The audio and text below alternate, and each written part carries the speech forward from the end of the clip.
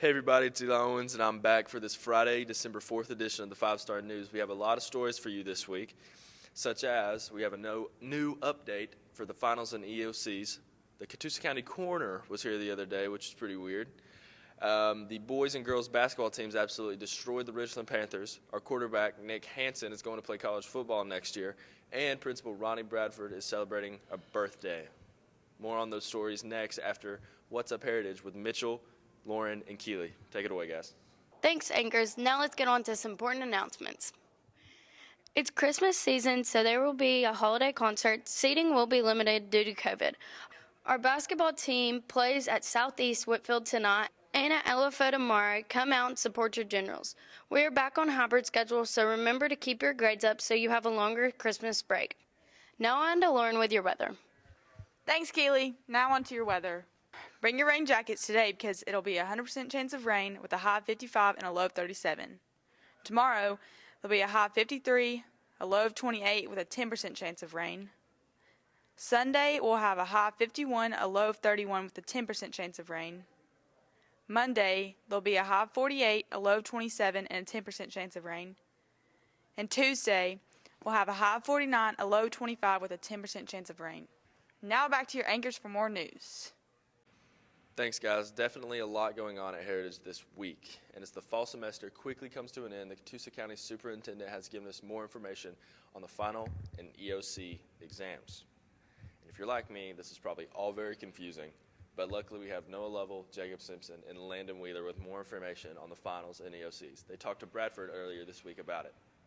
So, folks, we have set our new end-of-course exam schedule. End-of-course exams will only be given for Algebra 1, U.S. History, Biology, and American Lit. So if you're in one of those courses right now, you'll need to take the end-of-course exam. We'll be giving those the last week of school on Monday, Tuesday, and Wednesday. I think Monday is English, the American Lit class, and the Algebra 1. Tuesday, we'll finish up American Lit. Wednesday would be Biology and U.S. History. So if you are in one of those courses, you'll need to come in those days for the end of course exams. If you're passing your classes and doing well, and you're not in one of those courses, then you do not have to come to school on those days. Thursday and Friday of that week will be final exams. If your average is 74 or higher, you do not have to come in on those days. So basically, if you're behind right now, you need to plan on being at school as much as possible that week. If you have an end-of-course exam, you'll need to come in for that test only. And then otherwise, if you don't have an end-of-course exam and you're passing your class with a 74 or higher, then you do not have to come to school the last week. Thanks, guys, for that story. And if you need more information about it, go to hhsgenerals.com. Students in Mr. Johnston's forensics class met a new special guest this week. Catoosa County Coroner Jimmy Sperlin came in to talk to the kids about what it's like to be in that field. How'd the kids benefit? Here's Kaylor Cumby with that story. When a death is unattended by a physician, and what I mean by that is some deaths are considered attended deaths. So in forensic science, we've this week been covering the topic of death investigation, and who better to come talk to the kids than the Catoosa County Coroner. I'm Jimmy Sperling. I'm the coroner-elect for Catoosa County and came today to speak to the forensics class, Mr. Hunter Johnson's class. My second year of being here, and I came to teach and emphasize death investigation, forensic toxicology, the things that we as coroners depend on for determining manner and cause of death. I taught 3 blocks today, had 3 great classes with a lot of great questions and a lot of great input. Well, it really just shows like insight on the job, just showing what he does and explains like the process he goes through every day and what he does in his daily job. What Jimmy does is brings a presentation of not only a job description of what the Catoosa County Coroner does and just some of the prerequisites to getting that position, but he also talks about different cases and even with picture evidence and other things that are a little bit morbid to see, but certainly part of not only the class in forensics, but certainly his job. He brings a lot of knowledge and different, I guess, cases for the kids to look at and consider and potentially, see if they want to go into some type of forensics career or pathway as they go into college. Yeah, I think it's really helpful because it's like a more interactive way, and it like changes it up a bit from your daily monotony of just learning. And everything that I talked about hopefully complemented the syllabus that Mr. Johnson is using, and so I always look forward to coming to Heritage High. Go Generals! I'm not sure if that's the job I want, but you know what they say? Someone's got to do it, and I think the kids really benefited from it too. The FCCLA Thank a Teacher fundraiser wrapped up about a week or so ago, and in looking at all the turkeys on the teachers' doors, I'd say it was a success. Here's 5-star news reporters Jameson Shook and Eli Owens with more on that. Yeah, so we get a list from the guidance counselors at Boynton and Wood Station that give us some general information about the kid, maybe some of their favorite toys or colors and sizes. So when we buy for these children, we have some specific things that we can look for. We raised about $480. I know that I personally really enjoy this. I love this project itself because I like when teachers get excited when we give them feathers or they see the feathers on their door. And then just knowing that we can carry kind of that spirit into going and shopping for these kids. And when we drop them off at the elementary schools, just knowing that we're helping to make those kids' Christmases a little bit brighter.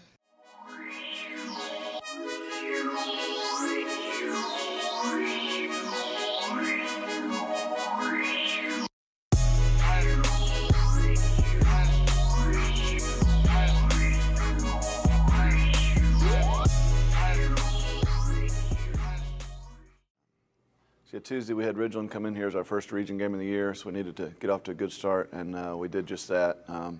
Got a couple guys back that really helped us. Caden Snyder came off of quarantine, had a big game. A couple football guys helped out big time, and we just played well together. Cooper had a big night. He got hot. He was 8 out of 9 on three-pointers, and 8 three-pointers actually a school record. Hunter Erickson had 7 one time, but nobody's ever had 8. So big night for Cooper. He got hot. It was just a big night for us. We don't have too many 50-point blowouts, so it was a huge win for our program and a good region win. Three-pointers, I went 8 for 9. I was shooting pretty good. That's like really good, and I ended up having 32. It was a fun game. It was nice to get our first win, and it was a first region game, so it was nice to have that. We all played well together. We moved the ball really well. We all scored a lot of points. I mean, it was just a phenomenal job in all. Cooper Terry he went 8 for 9 on threes, and that's a new school record. So that was pretty awesome to be part of that as well. But yeah, in all, we all played really well. Tonight we're heading down to Southeast, so we're looking for another one. Looking to go 2-0 in the region, starting out. And Southeast plays hard. They're kind of a young team, so I think if we handle our business and do what we're supposed to do, we're going to come out of there with a win. But they play hard, so they're not going to just give it to us. They're a good defensive team. They're young, but they're talented, and they have good fundamentals, so they're going to be a tough team to beat. So yeah, we played Ridgeland on Tuesday night at home and did real well. I was proud of the girls for their focus, especially in a game like that where you're up so much and trying to mainly focus on what we need to do. We played Ridgeland on Tuesday. We beat them 78-10. We played really well as a team and shared the basketball really well. We had 4 people in double digits. Played pretty good defense, but definitely some stuff we could work on for the upcoming games. You know, Ridgeland struggled a little bit. We played well on the backside of that too, which made it worse for them. But I was really proud of the effort and the amount of focus we showed going into the fourth quarter, especially when it's that far out of hand. So super happy, and kind of leads us into this Friday, another big region game. If you start off 1-0, the first one's always the hardest one to get. So got to go with the game 2, which will be more of the same. I think Southeast is a little down this year, but we focus on how we're going to play defense and the way we need to do things to improve. Moving into Saturday is a big game against LFO. So looking forward to tonight's game with Southeast on the road. It's our first road game, so that'll be a big test for us. And then into game 2 on the road tomorrow against LFO. So it'll be a big one. We're excited about it. Both teams are back on the court later tonight playing Southeast. Good luck to everybody. Yeah, on the softball now, for the 3rd year in a row, the Catoosa County Board and Superintendent are having lunch with our girls. That's right. Superintendent Deanna Reese said that she will buy lunch for all the teams that won state. Yes, and they went and had a Chick-fil-A lunch with the superintendent. Boy, and I couldn't imagine why for 3 years in a row. Here's more on that story with Coach Greer. It's just an amazing day, and we're so excited to be here.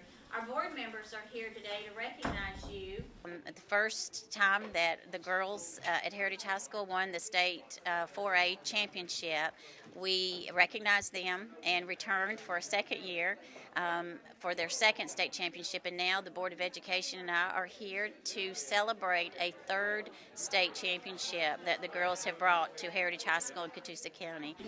Congratulations. Thank you. My buns. Thank you. Thank you.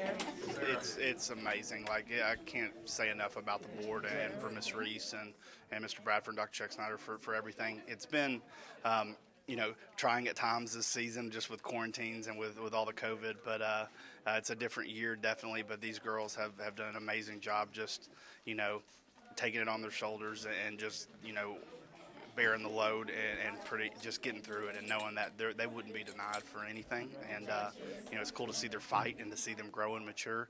But, it's really cool to see everything that our county is dealing with right now. Not just in school, but just in general in life. It's cool to see our board take time with Miss Reese to come out and honor these girls. I mean, it's a good feeling just to hear everybody talk about how proud they are of us, because I know that everybody expects that they are proud, but it's good just to have people come and give us lunch and stuff like that. It's just really sweet. They didn't have to do that, so it's really exciting to get this today.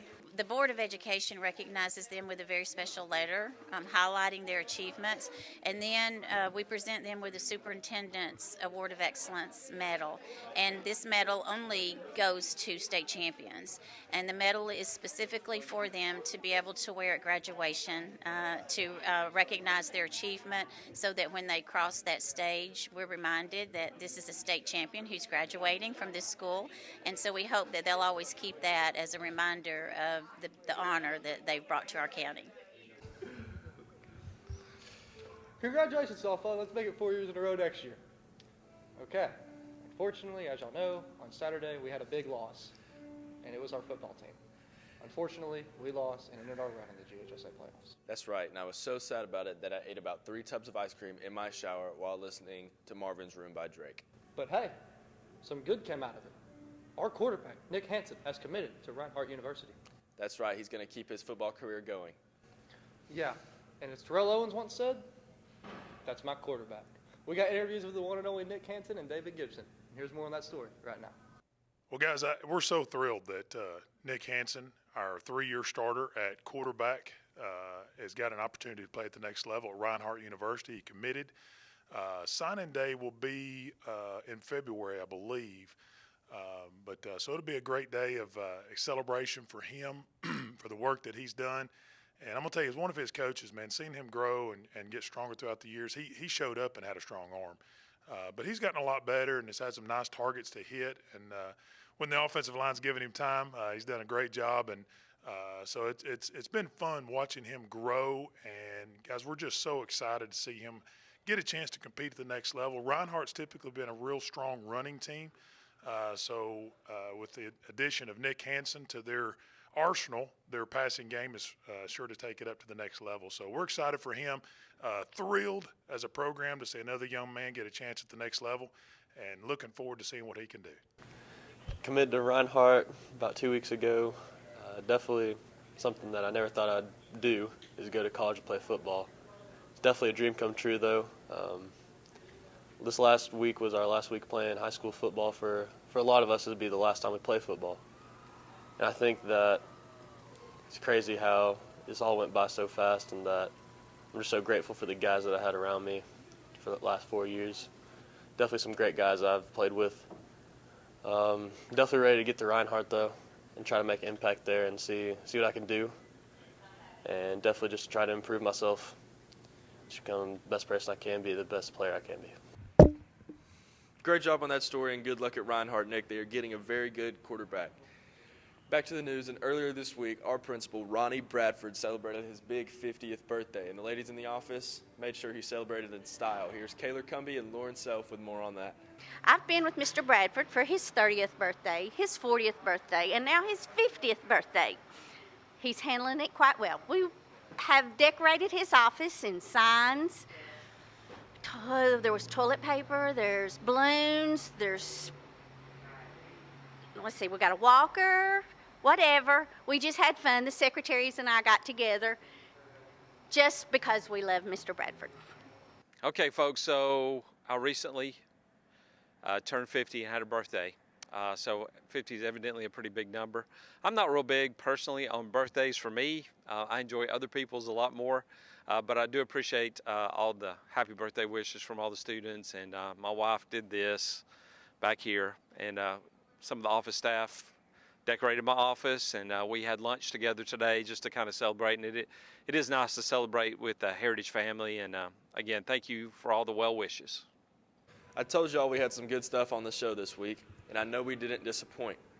We'll be back next Tuesday, so until then, stay classy, Heritage.